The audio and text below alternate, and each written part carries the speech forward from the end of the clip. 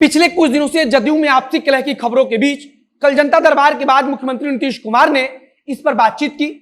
पिछले कुछ दिनों से खबर चल रही थी कि नीतीश कुमार जदयू के राष्ट्रीय अध्यक्ष आरसीपी सिंह से काफी नाराज हैं और उनकी बातचीत भी नहीं हुई है। कल पार्टी में मतभेद को लेकर नीतीश कुमार ने कहा कि हमारी पार्टी में इस प्रकार का कोई विवाद नहीं होता। इसके बाद नीतीश कुमार ने जनता दरबार को लेकर कहा कि जनता की डिमांड के कारण इसे फिर से शुरू किया गया है। इसके अलावा नीतीश कुमार ने कोरोना से लेकर बाढ़ तक पर बातचीत की, जिसके बारे में हम आगे बताएंगे। फिलहाल आप सबसे जरूरी बात यह जान लीजिए कि नीतीश कुमार ने यूनिफॉर्म सिविल कोड को लेकर कहा कि यह 44 का मामला है। यहां उन्होंने कहा कि सबसे पहले नशाबंदी और शराबबंदी को पूरे देश में लागू किया जाए। अब नमस्कार, मेरा नाम है मोहित कुमार सिंह और आप देख रहे हैं जनता जंक्शन का विशेष कार्यक्रम explainer. Palm view hospital, Patna का सबसे शानदार अस्पताल, जहां ट्रॉमा सर्विसेज के साथ यूरोलॉजी का भी उचित इलाज होता है। इसी के साथ यहां आपातकालीन सेवा जैसी अन्य व्यवस्थाएं भी उपलब्ध हैं। सबसे पहले समझिए कि मुख्यमंत्री नीतीश कुमार ने जिस 44 का जिक्र किया है वह क्या होता है।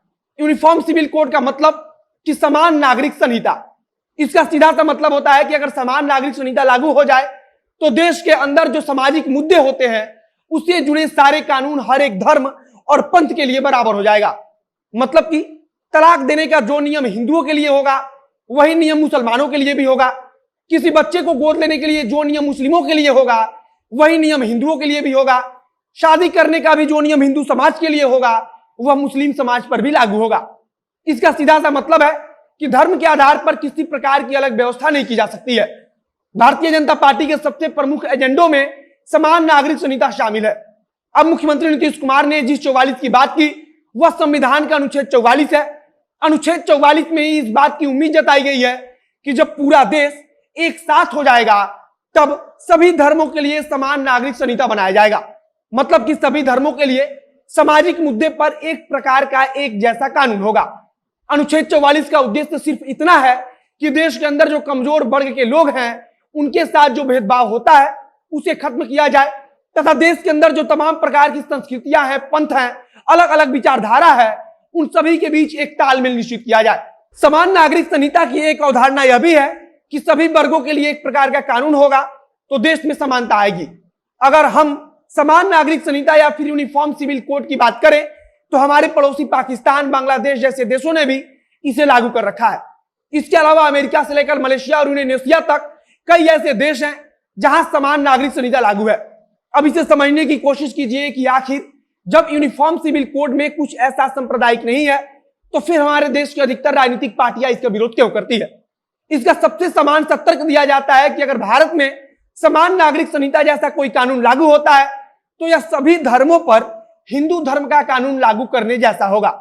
भारतीय जनता पार्टी की तरफ से यूनिफॉर्म सिविल कोड को लेकर काफी बयानबाजी होती रही है तो हमारे देश की अन्य राजनीतिक पार्टियां बोलती रही हैं कि भाजपा सिर्फ और सिर्फ अन्य धर्मों के लोगों को टारगेट करने के लिए यूनिफॉर्म सिविल कोड जैसे कानून की बात करती है।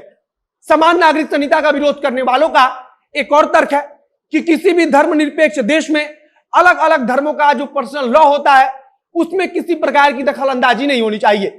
लेकिन अगर समान नागरिक संहिता लागू होता है तो तलाक और शादी जैसे सामाजिक मुद्दों पर एक ही प्रकार का नियम लागू होगा जो हर धर्म पर बराबर रूप से लागू होगा।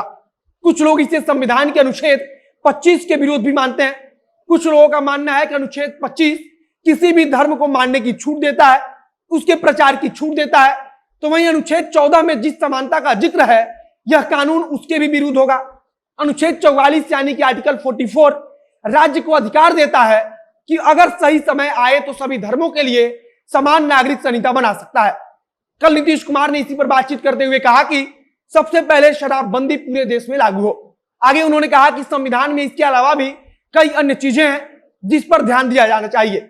मुख्यमंत्री नीतीश कुमार भले ही समान नागरिक संहिता जैसे कानून पर भारतीय जनता पार्टी के साथ ना हो, लेकिन भाजपा के सबसे प्रमुख एजेंडों में समान नागरिक संहिता का मुद्दा शामिल है।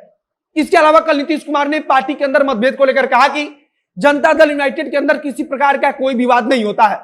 उन्होंने जनता दरबार को लेकर कहा कि लोगों की डिमांड की वजह से जनता दरबार को फिर से शुरू किया गया है। बाढ़ पर बातचीत करते हुए उन्होंने कहा कि हर जिलाधिकारी को निर्देश दिया गया है कि एक भी गांव इस भीषण आपदा में छूट ना जाए। बाढ़ पीड़ितों के लिए सरकार की तरफ से हर संभव व्यवस्था की जा रही है। फिलहाल जनसंख्या नियंत्रण कानून पर भी नीतीश कुमार भारतीय जनता पार्टी से अलग राय रखते हैं। इस वीडियो को यहीं समाप्त करते हैं। आगे जो कुछ अन्य जानकारी आएगी उसे हम आप तक पहुंचाते रहेंगे। वीडियो को शेयर कीजिए। अगर फेसबुक पर देख रहे हैं तो पेज को लाइक कीजिए, यूट्यूब चैनल को सब्सक्राइब कीजिए।